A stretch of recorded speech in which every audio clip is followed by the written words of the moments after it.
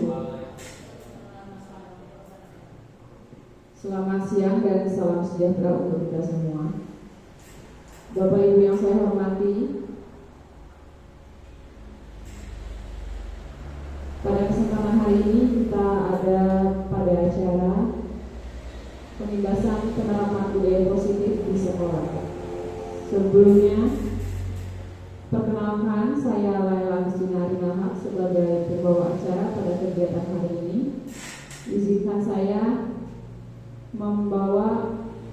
membimbing Anda semua untuk bisa ikut serta dalam acara pagi hari ini. Bapak hadirin yang saya hormati, marilah kita panjatkan puji syukur kehadirat Allah Subhanahu wa Ta'ala yang telah memberikan kita nikmat sehat sehingga kita bisa hadir dalam acara pada pagi hari ini.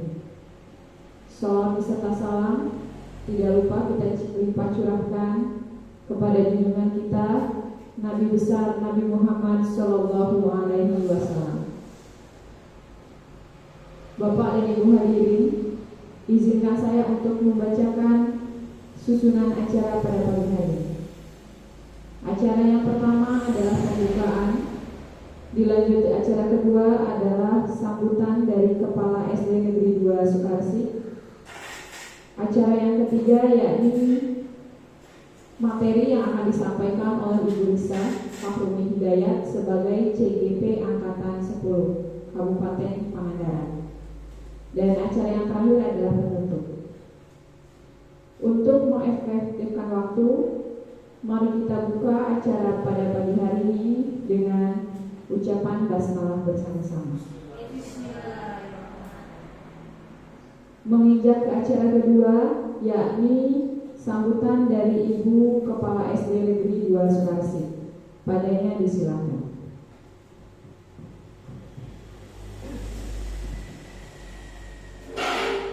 Assalamualaikum warahmatullahi wabarakatuh. Bismillahirrahmanirrahim. Alhamdulillahirabbil alamin. Assalatu wassalamu ala asrofil anbiya'i wal mursalin wa ala alihi wa sahbihi ajmain. Amma ba'du. Puji syukur kita panjatkan kepada Allah Subhanahu wa Ta'ala yang telah memberikan berbagai nikmat kepada kita semua, di antaranya nikmat iman, nikmat Islam, nikmat sehat, dan juga nikmat panjang umur. Sholawat serta salam semoga dilimpah curahkan kepada junjungan kita Nabi besar Nabi Muhammad Sallallahu Alaihi Wasallam dan kepada para keluarganya, kepada para sahabatnya, dan juga kepada para tabi'innya sampai kepada kita semua sebagai umatnya nanti di yaumil jaza mendapat sapaan dari beliau. Amin ya Allah ya Rabbal alamin.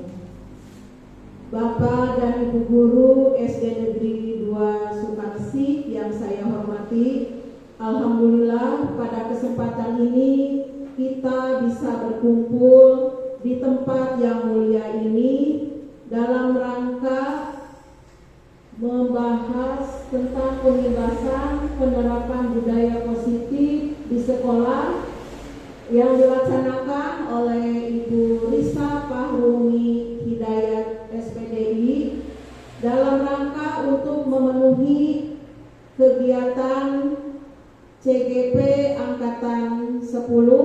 Mudah-mudahan dalam pelaksanaan ini berjalan lancar dan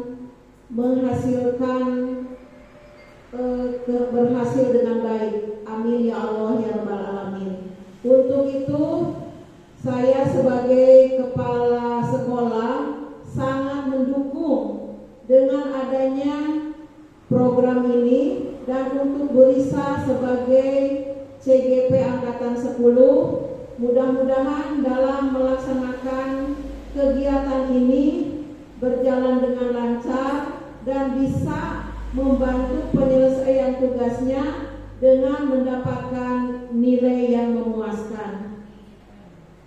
Tidak banyak yang kami sampaikan, rupanya kurang dan lebihnya mohon maaf yang sebesar-besarnya. Sekian saja, terima kasih, selamat kepada Bu Risa. Semoga tugas apa yang dilaksanakan kemudian bisa diselesaikan dengan sebaik-baiknya. Amin ya Allah ya Rabbal Alamin. Sekian saja, terima kasih. Hasbunallah wa ni'mal wakil, ni'mal maula wa ni'man nasir.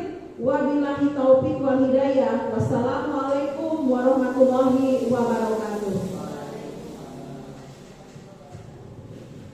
Waalaikumsalam warahmatullahi wabarakatuh. Saya ucapkan terima kasih kepada Ibu Kepala SD Negeri 2 Sumarsik yang telah memberikan sambutannya dan semangatnya untuk berusaha. Kemudian acara selanjutnya yaitu penyampaian materi tentang pengimbasan penerapan budaya positif di sekolah oleh Ibu Risa Fahrumi Hidayat, SPDI sebagai CGP Angkatan 10 Kabupaten Pangandaran. Padanya saya serahkan.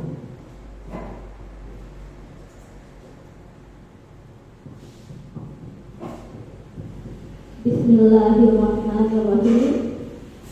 Makan nasi menggunakan sambal belajar. Tidak lupa pakai santan daun katung. Kepada Bapak Ibu sekalian, saya ucapkan Assalamualaikum warahmatullahi wabarakatuh. Alhamdulillahirabbil alamin. Puji syukur marilah kita panjatkan kepada Allah Subhanahu wa taala. Berkat rahmatnya kita bisa berkumpul di tempat yang mulia ini dalam acara pelaksanaan desiminasi modul 1.1 yaitu pengimbasan penerapan budaya positif di sekolah. Salawat dan salam semoga tercurah limpahkan kepada Nabi kita Nabi Muhammad Sallallahu Alaihi Wasallam, pada keluarganya, kepada sahabatnya, dan kepada kita semua selaku umatnya. Semoga mendapat syafaat darinya di yaumil jazaa nanti. Amin ya rabbal alamin. Ibu Kepala Sekolah SD Negeri 2 Sukarsik yang saya hormati, dan Ibu Bapak Guru sekalian yang hadir pada hari ini yang tentunya saya hormati. Pertama-tama saya mengucapkan terima kasih yang sebesarnya kepada Ibu Kepala Sekolah yang telah mendukung atas kelancaran pelaksanaan pada kesempatan kali ini yang akan saya laksanakan selama 1 jam ke depan. Dan tak lupa saya juga ucapkan terima kasih kepada Ibu Bapak semuanya yang telah meluangkan waktunya di antara kesibukan Bapak Ibu semua untuk hadir memenuhi undangan saya pada siang hari ini untuk menyampaikan pengimbasan penerapan budaya positif di sekolah. Baik Bapak Ibu, apa tujuan saya melaksanakan desiminasi ini? Tujuannya yaitu untuk berbagi praktik baik mengenai budaya positif di sekolah untuk dapat menciptakan budaya positif melalui penerapan disiplin positif dan mewujudkan pembelajaran yang menyenangkan dan berpihak pada murid. Bapak Ibu semuanya, selain ini tujuan saya mengadakan desiminasi adalah yang pertama tentunya untuk memenuhi salah satu tugas saya sebagai CGP Angkatan 10 dari Kabupaten Pangandaran, yaitu aksi nyata titik 1.4 untuk mengimbaskan ilmu yang saya dapatkan kepada Bapak Ibu sekalian. Dan selanjutnya saya juga ingin berbagi ilmu dengan Bapak Ibu semua, walaupun sedikit, tetapi ilmu itu harus dibagikan ya Bapak Ibu agar ilmu itu bermanfaat. Dan selanjutnya juga karena budaya positif ini akan dilaksanakan di sekolah kita, tentunya dalam pelaksanaan menciptakan budaya positif di sekolah, saya memerlukan kolaborasi dari Bapak Ibu semua.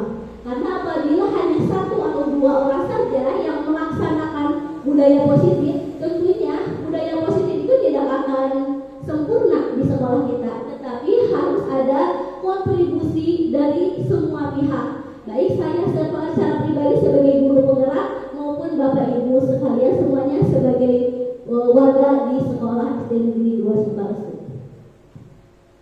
Bapak Ibu, saya berdiri di sini bukan berarti saya adalah yang paling pintar, bukan berarti saya akan menggurui Bapak Ibu semuanya, tapi marilah kita di sini sama-sama sharing, sama-sama berbagi ilmu mengenai budaya positif. Nah, untuk menambah semangat Bapak Ibu agar tidak jenuh, agar tidak ngantuk karena sekarang sudah masuk jam rawan, saya mau ice breaking dulu Bapak Ibu. Ice breakingnya yaitu tebak gambar. Siap Bapak Ibu? Siap. Gambar yang pertama, kira-kira ini apa Bapak Ibu? Saya tahu. Jambu batu. Iya, apa? Jambu batu. Coba kita lihat jawabannya betul apa tidak? Iya, jambu batu. Ternyata udah lama sih konsen. Oke, selanjutnya apa ini? Ada yang bisa nebak?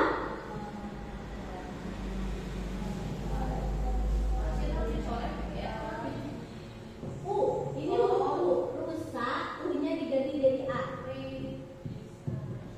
Ini gambar kuburan. Mati rasa. Coba kita lihat jawaban dari puisi, betul apa tidak? Iya. Ini gambar kuburan mati, rusaknya jadi rasa. Iya, oke, selanjutnya lagi masih ada Bapak Ibu. Apa ini? What bu? Bukan bunga, ini apa?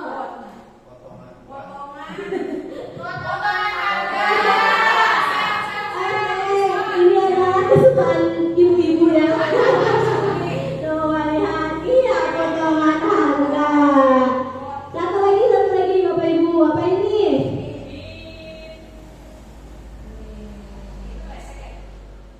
Oke, apa ini?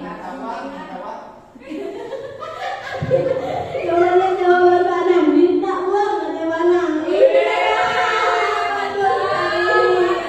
Tepuk tangan buat kita semua Bapak Ibu.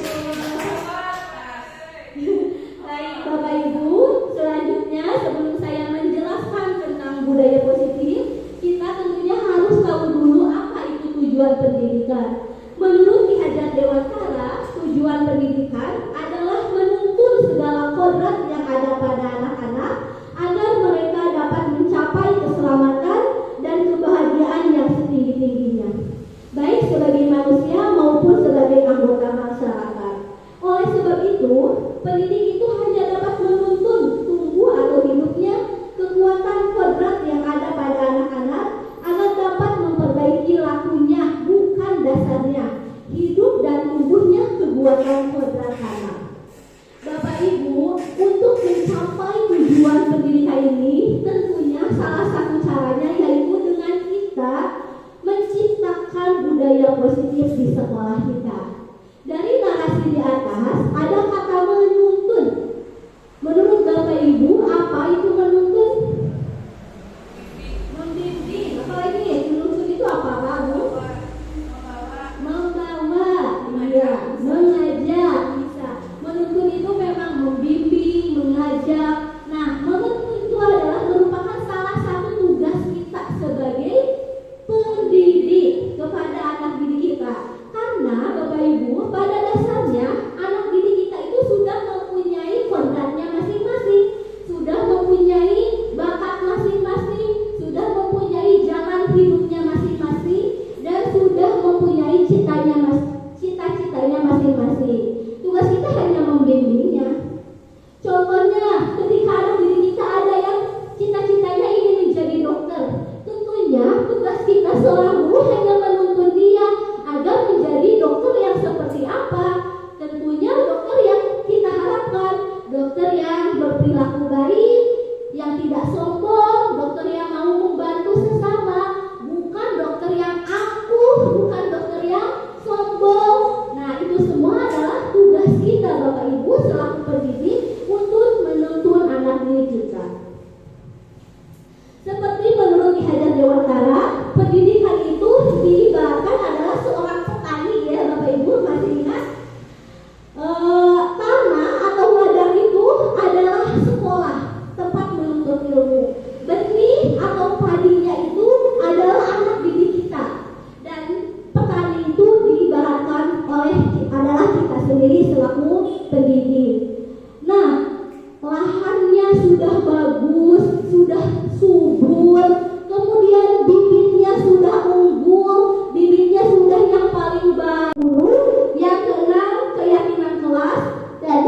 terakhir adalah segitiga restitusi. Masuk kepada yang pertama, yaitu tentang perubahan paradigma belajar. Dalam membangun budaya positif, sekolah dapat menyediakan lingkungan yang positif, aman, nyaman, agar siswa mampu berpikir, bertindak, dan mencipta dengan merdeka, mandiri, dan bertanggung jawab. Itu salah satu tugas kita Bapak Ibu dalam paradigma belajar, yaitu kita menyediakan tempat belajar untuk anak itu yang aman, yang nyaman. Ketika anak itu merasa aman, merasa nyaman, merasa bahagia di sekolah, maka dalam pelaksanaan pembelajarannya pun mereka akan merasakan yang sama, bahagia, aman, dan nyaman. Kemudian, disiplin sangat berkaitan dengan kontrol guru terhadap siswa. Bapak Ibu, anak didik kita itu terkadang di sekolah disiplin itu karena kontrol dari kita selaku guru, baik karena merasa takut ataupun karena ingin disanjung, ingin dipuji oleh Bapak Ibu guru. Jadi setiap tindakan dari anak didik kita itu ternyata adalah kontrol dari kita selaku gurunya. Nah, Bapak Ibu, di sini ada permainan. Permainannya itu adalah cobalah buka. Nah, ada dua orang, A dan B. A itu adalah anak didik ataupun kita boleh mengepalkan tangan. Nah, dalam kepalannya itu mungkin di dalam kepalanya itu menyimpan sesuatu yang sangat berharga. Nah, dia menjaga terus kepalanya agar kepalanya itu tidak terbuka. Kemudian si B ingin tahu apa yang ada di dalam kepalanya itu. Si B itu mencoba berbagai macam cara kepada si A agar si A mau membuka kepalanya itu. Dia bisa dengan membujuknya, merayunya, mengiming-imingnya hadiah, ataupun dengan mengancamnya, dengan menghadiahnya. Ayo cepat buka, kalau tidak nanti aku gak mau kemana lagi sama kamu. Bisa juga dengan ancaman. Kira-kira ketika Bapak Ibu berada di posisi si A, apakah Bapak Ibu akan membuka tangan tersebut? Bapak Ibu mau membuka apa tidak? Tidak. Kenapa mungkin tidak mau membuka? Tidak, ya. Tidak mau membuka. Kalau Ibu mau membuka apa tidak, Bu? Tidak. Kenapa Ibu tidak mau membuka?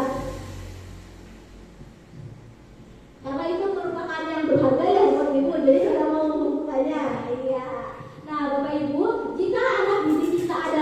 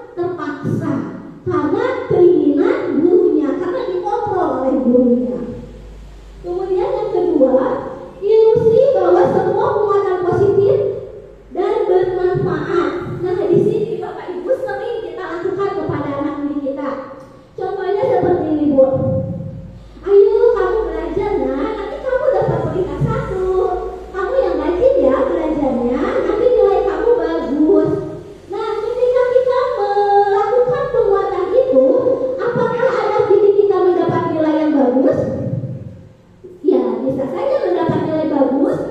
Itu penguatan positif itu bagus kepada anak, tetapi penguatan itu datangnya dari orang lain, dari luar, bukan dari dalam dirinya. Oh, dia mau belajar karena kata guru kalau belajar dia dapat nilai bagus. Oh, dia ini belajar karena ini dapat ranking 1. Oh, dia ini belajar karena ini mengalahkan temannya. Nah, seperti itu. Kemudian di usia yang kedua, bahwa kritik dan membuat orang merasa bersalah dapat menguatkan karakter. Nah, di sini juga kadang saya secara pribadi, Bapak Ibu, sering melakukan seperti itu. Kita kepada anak seperti ini. Nah, kamu tuh mau jadi apa sih, nak? Kamu tuh di kelas tuh berantem terus. Kamu tuh di kelas nggak pernah serius dalam belajar. Kasihan orang tua kamu, mama bapak kamu pergi ke sawah mencari uang untuk membiayai kamu, tapi kamu di sekolah malah bermain-main. Ketika kita memberikan kritik itu kepada anak didik kita, apakah itu akan menguatkan karakter anak didik kita, Bapak Ibu? Belum tentu. Bahkan itu tidak menguatkan, Ibu. Malah itu akan membekas di dalam hati anaknya. Dia merasa menjadi anak yang gagal. Oh, saya sudah menjadi anak yang gagal. Dan ingatannya itu akan terus terbawa sampai anak itu dewasa, Bapak Ibu. Ternyata kritik dan membuat orang merasa bersalah itu tidak dapat, Bapak Ibu, menguatkan karakter anak didik kita.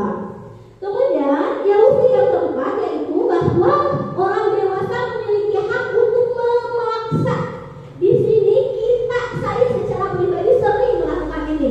Ketika ada 2 orang anak yang sedang berantem, yang satu marah-marah, yang satu juga marah-marah, kemudian salah satunya ada yang menangis, kita selalu memaksa anak, sudah kamu minta maaf, ayo minta maaf. Padahal di dalam hatinya dia masih menggebu, belum terselesaikan, masih dendam. Tetapi kita sebagai gurunya suka memaksa, ayo kamu minta maaf sama dia, kamu yang sudah membuat dia nangis.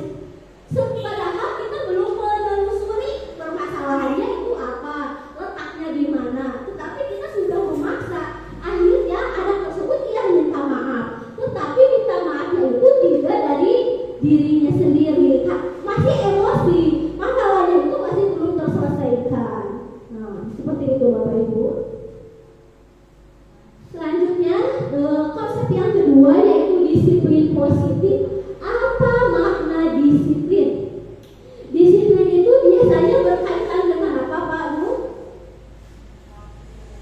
Disiplin itu berkaitan dengan aturan, ya. Aturan apa disiplin itu? Ya, nah seperti ini Bapak Ibu, disiplin. Ketika kita menggunakan helm dalam berkendaraan, itu disiplin bukan Bapak Ibu? Disiplin, ya itu. Nah, jadi apa itu makna disiplin? Disiplin itu berasal dari bahasa Latin yang artinya belajar. Namun, dalam budaya kita, Bapak Ibu, di Indonesia, makna kata disiplin telah berubah menjadi sesuatu yang dilakukan seseorang kepada orang lain untuk mendapatkan kepatuhan. Kecenderungan umum adalah menghubungkan kata disiplin dengan ketidaknyamanan, bukan dengan apa yang kita hargai atau pencapaian suatu tujuan mulia. Seperti ini Bapak Ibu, ketika kita mau ke rumah sakit, biasanya kita disuruh menggunakan masker. Bapak Ibu nyaman tidak ketika menggunakan masker? Kadang ada yang tidak nyaman, ingat ya, buat apa sih menggunakan masker? Tapi karena keterpaksaan, jadi menimbulkan ketidaknyamanan untuk kita. Nah, disitulah biasanya kesalahpahaman bagi kita. Disiplin itu kita dikaitkannya dengan ketidaknyamanan. Padahal itu tidak seperti itu, Bapak Ibu. Nah, disiplin adalah yang sebenarnya arti disiplin adalah kemampuan memerintah diri sendiri dalam mengontrol dan menguasai diri untuk memilih tindakan yang mengacu pada nilai-nilai yang kita hargai dengan penuh tanggung jawab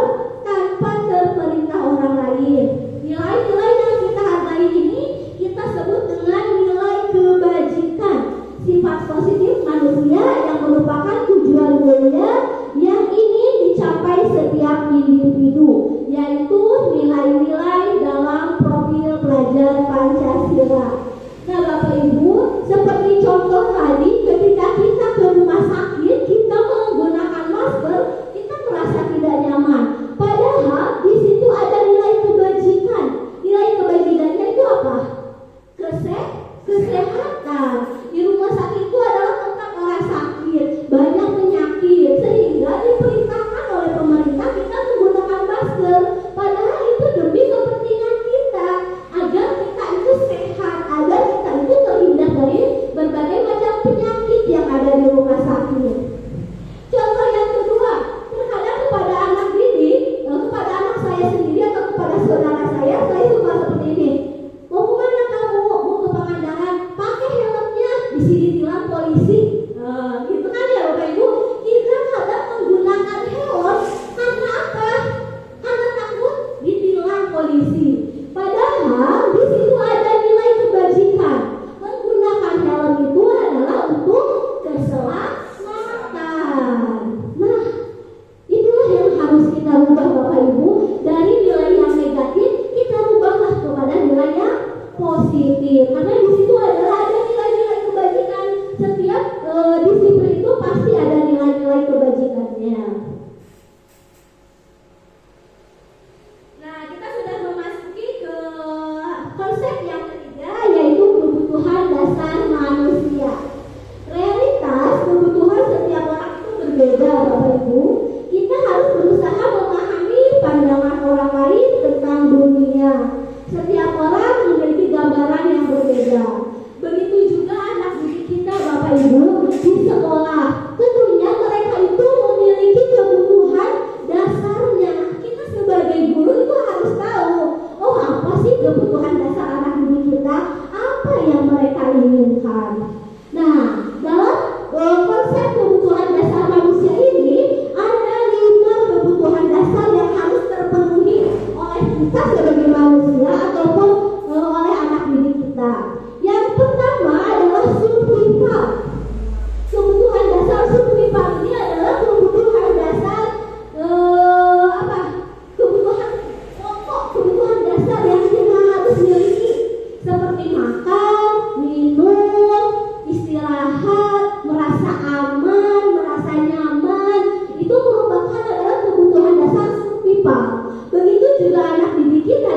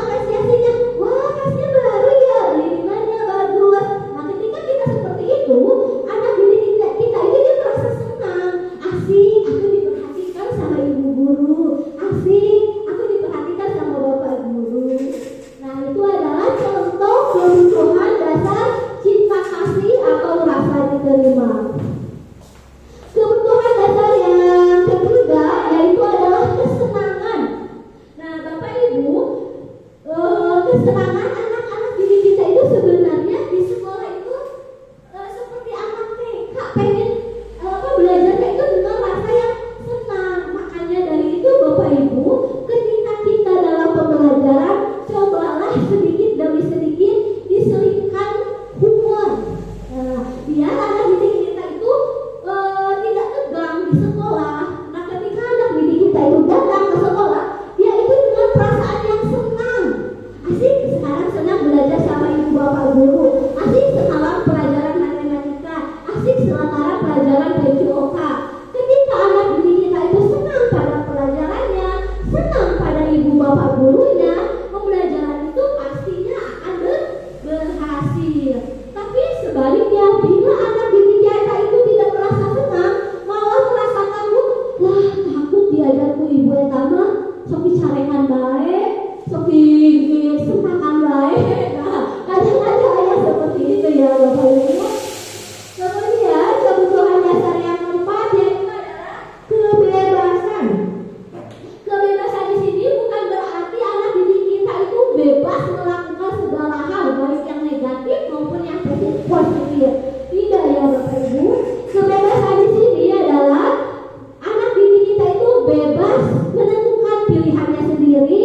Anak didik kita bebas mengemukakan pendapatnya tanpa dia merasa takut, tanpa dia merasa ragu.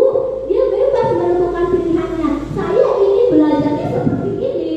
Di dalam PMN masih ingat Bapak Ibu ada pembelajaran berdiferensiasi.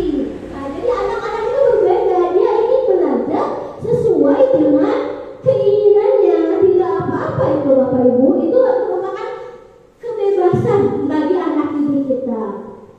Dan kebutuhan dasar yang keempat yaitu adalah penguasaan. Nah, terkadang pasti ada salah satu anak didik di kelas yang ingin, oh saya ingin jadi KM, oh saya ingin jadi pemimpin barisan. Nah, dia itu ingin penguasaan, dia ingin jadi seorang pemimpin. Ada anak didik yang seperti itu. Itu adalah kebutuhan dasar yang kelima yaitu penguasaan. Nah, di sini ada kasus Bapak Ibu. Kasusnya seperti ini. Ibu Sudi, guru kelas 2 di SD Negeri 2 Sukabumi, sedang bingung menghadapi ulah salah satu murid di kelasnya bernama Rizky. Beberapa anak telah datang dan mengeluh pada Rizky yang seringkali meminta bekal makan siang mereka dengan paksa. Jika Bapak Ibu dihadapi situasi seperti Ibu Sugi, apa yang akan Bapak Ibu lakukan? Apa yang akan Bapak Ibu lakukan kalau berada di posisi Ibu Sugi? Ada anaknya yang suka minta-minta ke temannya dengan paksa. Kira-kira apa yang akan Bapak Ibu lakukan? Membawa makanan buat Rizky. Bagus Ibu. Apa lagi? Bapak Ibu menegurnya, anak-anak saya yang ditegur ya. Memberikan nasihat anak tersebut tidak terulang lagi memaksa minta makanan kepada temannya. Iya betul Ibu. Terkadang ketika kita berada di posisi tersebut, kita langsung ya Bapak Ibu menasehatinya. Kamu jangan minta-minta sama teman kamu. Itu perbuatan yang tidak baik. Nah, tetapi Bapak Ibu sebenarnya ada langkah-langkahnya ya Bapak Ibu. Ya, ketika kita berada di posisi seperti Ibu Sugi tadi, langkah pertama yang harus kita lakukan adalah kita memanggil murid tersebut dulu Bu. Rizkinya itu dipanggil dulu oleh kita. Kita harus mengetahui dulu alasannya kenapa dia berbuat seperti itu. Mungkin akan ada 5 jawaban dari Rizky atas kasusnya tersebut. Ketika kita menanyakan alasannya, kenapa Rizky melakukan seperti itu? Nah, yang pertama mungkin saja Rizky akan menjawab dia lapar dan orang tuanya tidak membawakannya bekal makan siang. Dia kelaparan mungkin Bapak Ibu. Orang tuanya tidak masak di rumah. Barangkali orang tuanya tidak punya beras, tidak punya uang, sehingga dia lapar. Karena untuk memenuhi kebutuhan dasarnya survival bertahan hidup, akhirnya dia memaksa kepada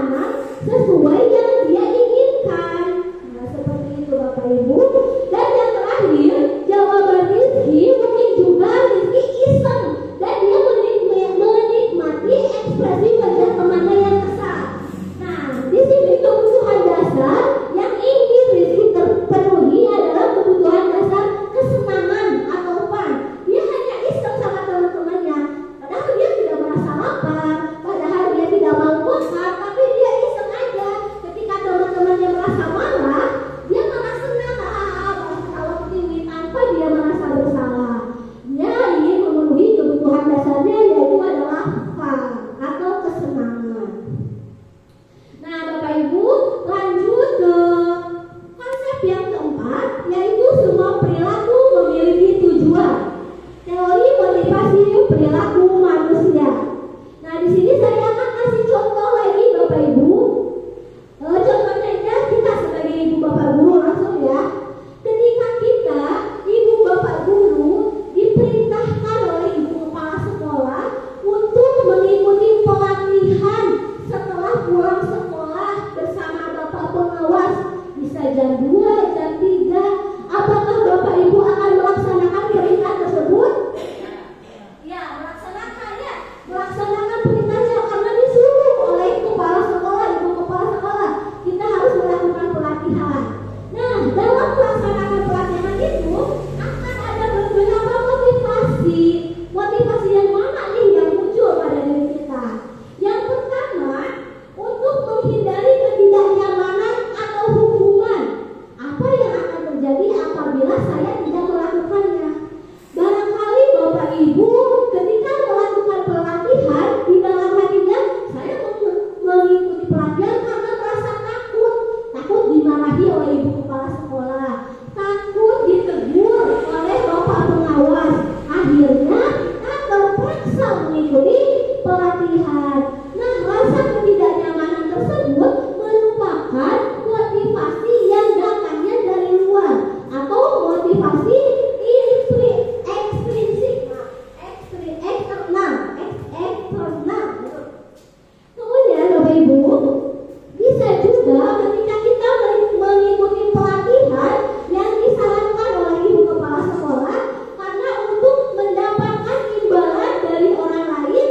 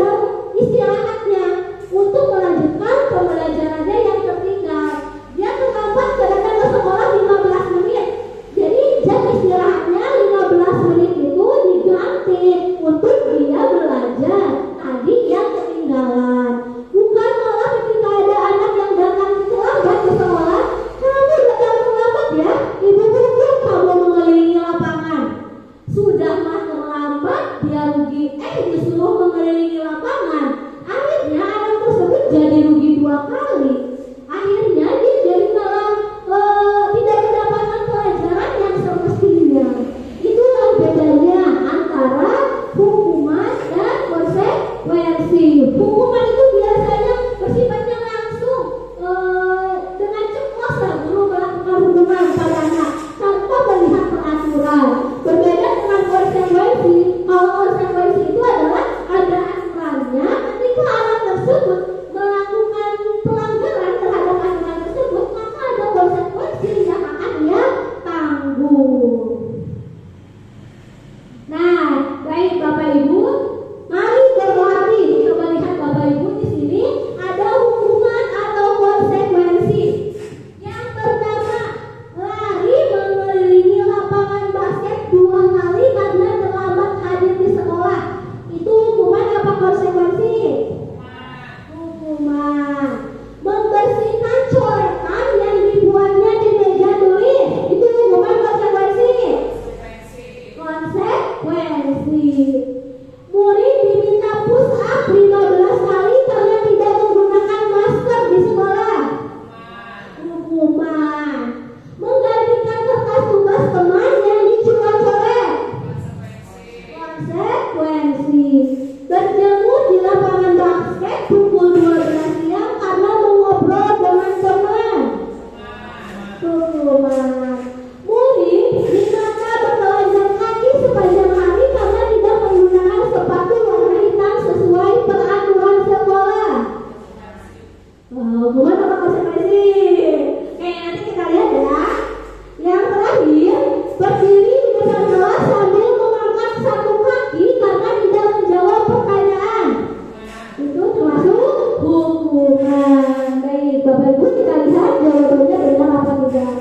Nah, tadi yang lanjut itu di nomor yang ini ya. Murid diminta telanjang kaki sepanjang hari karena tidak menggunakan sepatu warna hitam sesuai peraturan sekolah. Itu merupakan hukuman. Nah, baik Bapak Ibu, kita sudah memasuki konsep yang kelima, yaitu restitusi posisi kontrol guru. Nah, ini adalah pelajaran yang menarik Bapak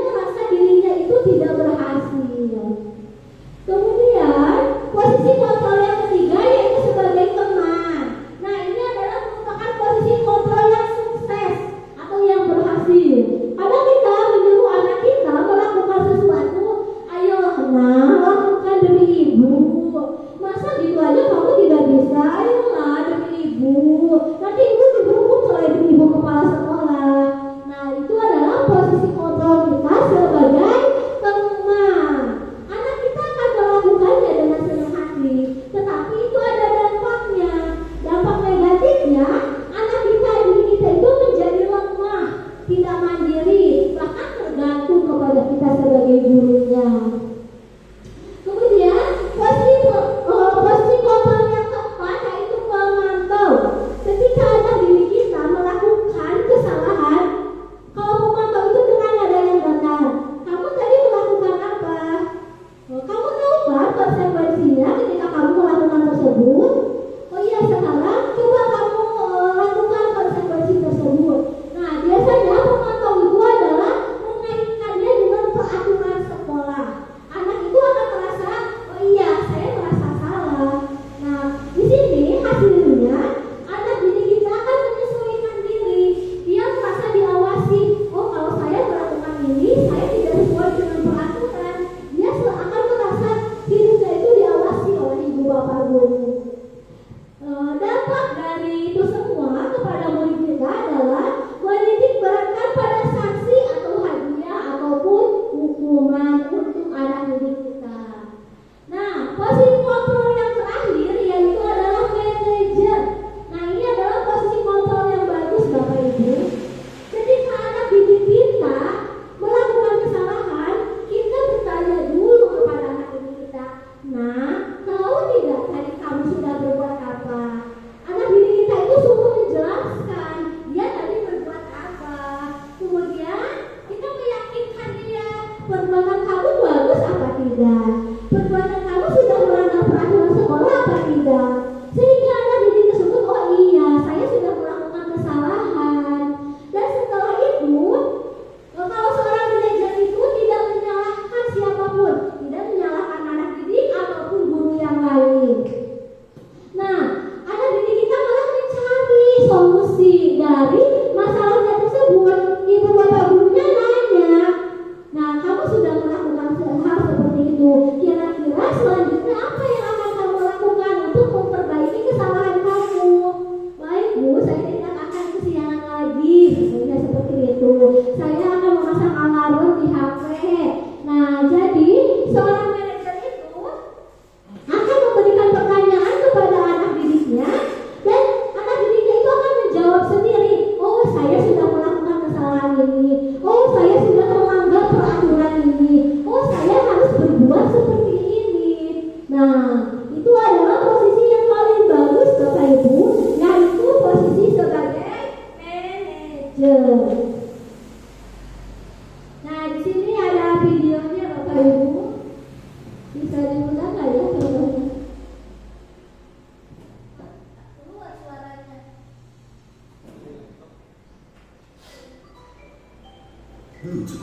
Bluetooth connected. Sini kamu. Selamat pagi Bu. Selalu terlambat. Kamu deh pasti terlambat. Maaf Bu, saya Apa? Apa coba? Alasan kamu apa lagi? Kapan sih kamu tidak terlambat? Malas sekali ya kamu jadi anak. saya Dasar pemalas. Gak kapok-kapok sih kamu.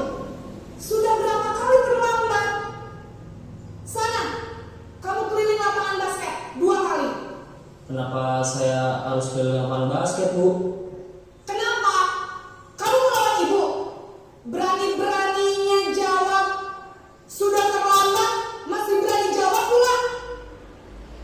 Sekarang, keliling lapangan basket 5 kali sekalian. Biar kapok. Cepat. Pergi sana ke lapangan basket. Nah, Bapak Ibu, posisi kontrol yang barusan itu contoh posisi kontrol yang mana Bapak Ibu? Guru sebagai apa? Sebagai penghukum. Bluetooth Nah, connected. iya Bapak, ketika guru menyuruh karena anaknya terlambat datang sekolah, menyuruh mengelilingi lapangan, berarti posisi gurunya tersebut berada di posisi penghukum. Nah, contoh yang kedua.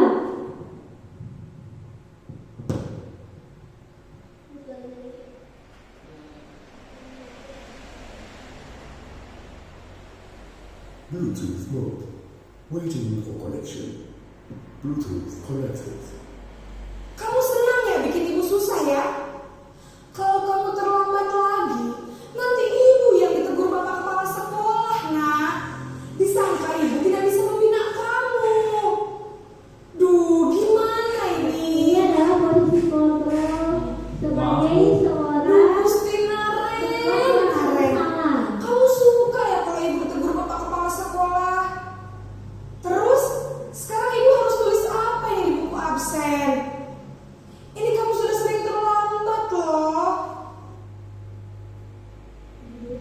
internetnya. Ibu harus apa coba? Maaf Bu, maaf sekali. Ya sudah, lain kali jangan bikin ibu susah lagi ya nak ya. Ibu tidak akan kuat lagi kalau kamu begini terus. Bisa jantungan kalau ibu tegur bapak kepala sekolah. Sana cepat ke kelas. Maaf ya Bu, maaf sekali. Nah, ini kasus yang ketiganya. Naren,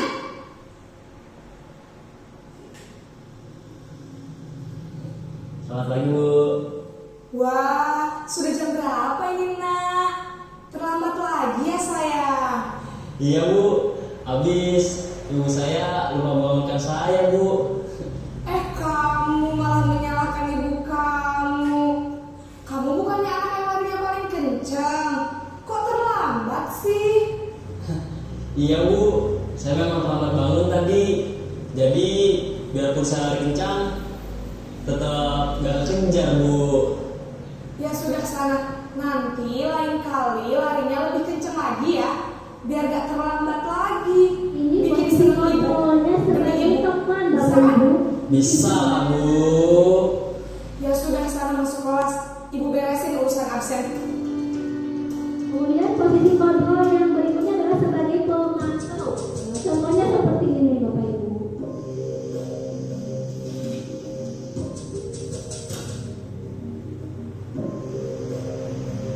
Naren,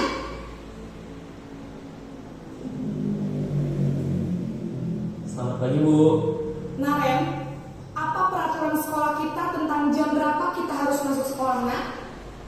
Kita harus di sekolah jam 7 Bu. Iya betul, sekarang sudah jam 7.20. Naren sudah tahu konsekuensinya jika terlambat hadir. Paham Bu, saya harus tinggal kelas pas jam istirahat selama 20 menit. Iya benar, konsekuensinya demikian. Jadi nanti jam 9.30 pas istirahat, kamu harus tinggal di kelas, kerjakan tugas tambahan untuk ketertinggalan kamu, ya? Baik Bu. Nah, ini posisi kontrol yang terakhir Bapak Ibu, yang manajer, yang seharusnya kita terapkan sebagai guru di sekolah. Selamat pagi Bu. Selamat pagi Naren. Maaf Bu, saya terlambat. Iya, sekolah masuknya jam 7, sekarang sudah jam 7.20. Jadi sekarang bagaimana ini Naren? Maaf Bu, saya lupa setel alarm saya semalam. Baiklah, menurut kamu, keyakinan sekolah yang mana yang perlu kamu tingkatkan? Menghargai diri sendiri dan orang lain mungkin ya Bu. Setuju. Jadi, apakah Naren meyakini prinsip saling menghormati tersebut? Iya Bu, saya meyakininya. Apakah Naren bersedia memperbaiki masalah keterlambatan ini? Bersedia Bu. Bagaimana kamu akan perbaiki masalah keterlambatan ini? Saya akan coba untuk tidak lupa menyetel alarm saya Bu. Baik, kalau Naren lupa menyetel alarm di rumah, ada orang yang kira-kira bisa bantu mengingatkan tidak? Ada Bu, kakak saya, Kak Emma. Ada lagi selain Kak Emma? Selain Kak Emma, ada ibu saya. Baik, jadi yang mengingatkan Naren adalah Kak Emma dan ibu kamu ya? Kira-kira akan mulai setel alarm kapan nih Naren? Setelah pulang sekolah, akan segera saya lakukan. Baik, jadi Naren akan setel alarm untuk bangun besok pagi dan akan diingatkan oleh kakak dan ibunda Naren ya. Ada lagi yang mungkin perlu dilakukan Naren agar tidak terlambat bangun lagi? Tidak ada Bu. Baik Naren, terima kasih untuk kerjasama kamu. Sekarang kamu perlu kembali ke kelas untuk belajar. Baik Bu, terima kasih. Nah, baik Bapak Ibu, beberapa barusan merupakan salah satu contoh dari posisi kontrol. Posisi kontrol dulu. Di sini Bapak Ibu ada pertanyaan-pertanyaan. Saya kecewa sekali dengan kamu. Itu merupakan posisi kontrol dulu sebagai pembuat merasa bersalah. Kamu tidak pernah benar ya melakukannya. Itu merupakan salah satu posisi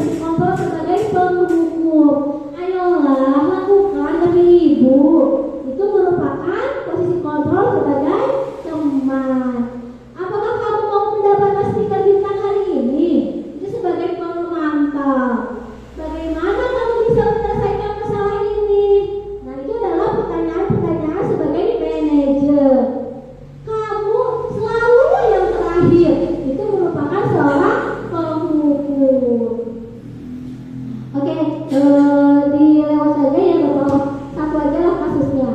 Nah, seperti ini Bapak Ibu, ada sebuah kasus. Bluetooth mode. Pada hari Senin, Pak Harun tidak masuk sekolah. Pak Harun merupakan guru matematika. Saat itu, Ibu Wati menggantikan Pak Harun. Ibu Wati baru 1 tahun mengajar di SMP. Beberapa guru perempuan, Pipi dan Natali, mengetahui hal ini dan mulai mengganggu kesempatan dan bersikap seenaknya, tertawa dan tidak mengindahkan kehadiran Bu Wati. Ibu Wati mencoba menyapa Pipi dan Natali dengan ramah sambil mengingatkan untuk fokus pada tugasnya. Ayolah, tugasnya dikerjakan. Nanti Ibu ditegur kepala sekolah kalau kalian tidak mengerjakan tugas. Tolong bantu Ibu ya. Namun, Pipi dan Natali malah tertawa. Ibu santai aja Bu. Mereka tetap tidak mengerjakan tugas dan malah mengobrol. Dari kasus ini, posisi kontrol dari Ibu siapa tadi? Ibu Wati itu berada di posisi kontrol mana Bapak Ibu? Sebagai apa? Tolong bantu Ibu pada kata-kata itu. Sebagai teman, ya betul. Karena ada kata-kata, ayolah kerjakan, nanti Ibu ditunggu Bapak Kepala Sekolah. Ayo, tolong bantu Ibu. Itu merupakan posisi kontrol sebagai teman. Selanjutnya yang keenam yaitu adalah keyakinan kelas. Keyakinan kelas adalah nilai-nilai kebajikan atau prinsip-prinsip universal yang disepakati bersama secara universal, lepas dari perbedaan agama, suku, negara, dan bangsa. Menurut Joseph 1998, suatu keyakinan akan lebih memotivasi seseorang dari dalam atau intrinsik. Seseorang akan lebih bersemangat untuk menjalankan keyakinannya dari hanya sekedar mengikuti peraturan. Baik Bapak Ibu, peraturan dan keyakinan apakah berbeda? Menurut Bapak Ibu, beda. Iya, peraturan itu biasanya menggunakan kalimat negatif. Contohnya, jangan buang sampah sembarangan. Itu adalah merupakan sebuah peraturan. Itu bisa dibuat menjadi keyakinan kelas. Jangan buang sampah pada tempatnya. Dirubah dari kalimat yang negatif, dirubah menjadi kalimat positif. Contoh lagi peraturan di kelas. Jangan berisik, jangan mengganggu teman yang sedang belajar, jangan mencoret-coret meja. Nah, itu merupakan sebuah peraturan biasanya di kelas. Itu bisa berubah menjadi keyakinan kelas. Kalau jangan mencoret, jangan mengganggu, itu biasanya berhubungan dengan saling menghormati. Kita bisa ubah menjadi keyakinan kelas, saling menghormati antar teman atau menghormati orang lain dan diri sendiri. Nah, Bapak Ibu, keyakinan kelas itu berada di lingkaran kedua. Dari peraturan kelas dulu dirubah oleh kita menjadi keyakinan kelas. Setelah menjadi keyakinan kelas, akhirnya terciptalah lingkungan positif dan kemudian terciptalah budaya positif di lingkungan sekolah. Bapak Ibu, budaya positif ini bisa terjadi di sekolah kita apabila ada kerjasama dari kita semua Bapak Ibu, mulai dari kelas Bapak Ibu masing-masing. Terapkan dulu keyakinan kelas di kelas Bapak Ibu masing-masing. Baru setelah itu semua kelas sudah menciptakan keyakinan kelas, maka akan terciptalah budaya positif di sekolah kita. Nah, oke, lanjut ya Pak ya. Masuk ke yang terakhir. Yang terakhir yaitu adalah segitiga restitusi. Segitiga restitusi adalah proses menciptakan kondisi bagi murid untuk memperbaiki kesalahan mereka sehingga mereka bisa kembali pada kelompok mereka dengan karakter yang lebih kuat. Melalui restitusi, guru dapat yang pertama membantu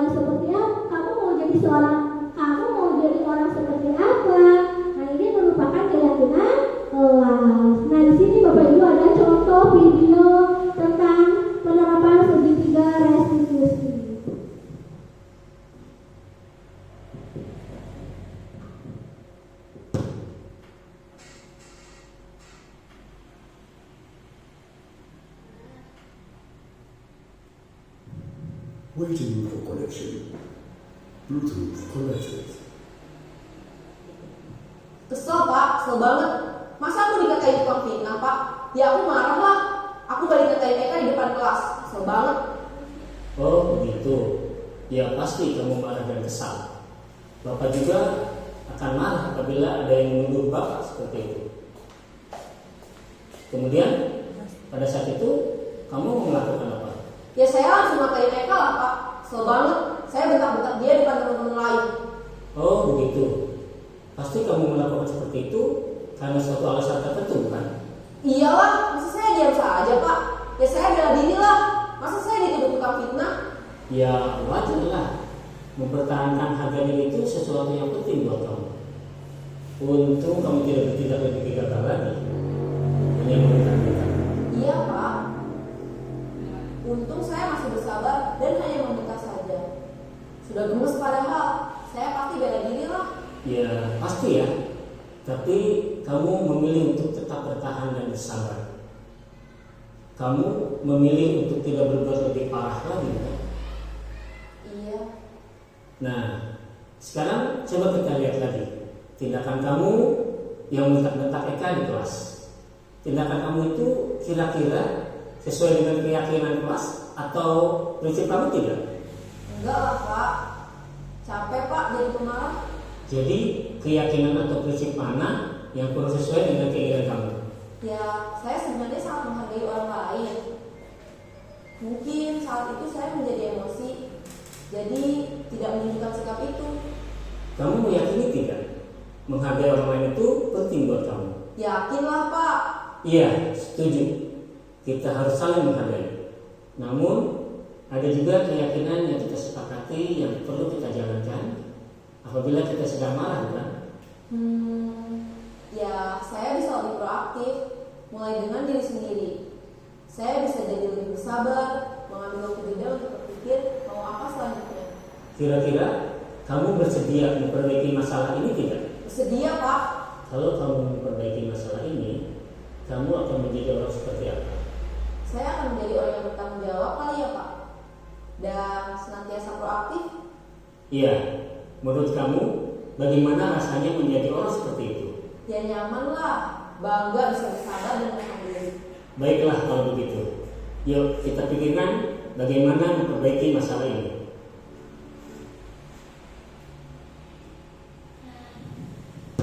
Baik Bapak Ibu, Alhamdulillah semua materi dari awal sampai akhir telah saya sampaikan.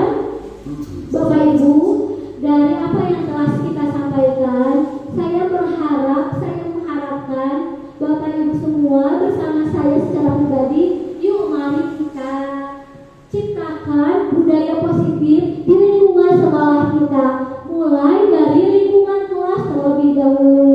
Tadi kita sudah belajar bagaimana menjadi posisi kontrol guru, bagaimana tentang segitiga restitusi dan yang lainnya. Mari kita terapkan ilmu yang sudah kita dapatkan di kelas masing-masing. Tentunya tidak akan sekaligus berubah ya Bapak Ibu, karena saya juga melakukan itu secara bertahap. Nah, oleh karena itu, agar terciptanya budaya positif di sekolah, Bapak Ibu mulai dari diri sendiri dulu. Oh, saya harus bersifat seperti ini kepada anak didik kita. Dan mulai dari diri sendiri di lingkungan kelas, kemudian bisa tercipta budaya positif di sekolah agar tujuan pendidikan menurut Kiai Jarwo tadi bisa tercapai. Demikianlah pemaparan materi dari saya mengenai budaya positif. Mohon maaf bila ada salah-salah kata. Wabillahi taufiq wal hidayah. Wassalamualaikum warahmatullahi wabarakatuh. Waalaikumsalam warahmatullahi wabarakatuh. Demikian Ibu Bapak, pemaparan langsung dari Ibu Risa Fahmi Hidayat sebagai CGP Angkatan 10 Kabupaten Pangandaran, yang materinya menurut saya sangat luar biasa. Ini bisa menjadi pengetahuan kita, menambah pengetahuan kita untuk dapat bagaimana caranya menangani siswa-siswa yang bermasalah tetap dengan elegan. Begitu Bapak Ibu. Kita sudah berada di penghujung acara, Bapak dan Ibu. Mudah-mudahan materi yang sudah disampaikan oleh Bu bisa bermanfaat bagi kita. Amin amin ya rabbal alamin. Kepada Ibu Kepala terima kasih sudah dapat hadir. Kepada Bapak dan Ibu Guru terima kasih juga sudah meluangkan waktunya hari ini. Mari kita tutup kegiatan hari ini dengan bacaan hamdalah bersama-sama. Alhamdulillah. Saya selaku pembawa acara terima kasih untuk kehadirannya, terima kasih untuk partisipasinya. Saya tutup kegiatan ini. Assalamualaikum warahmatullahi wabarakatuh.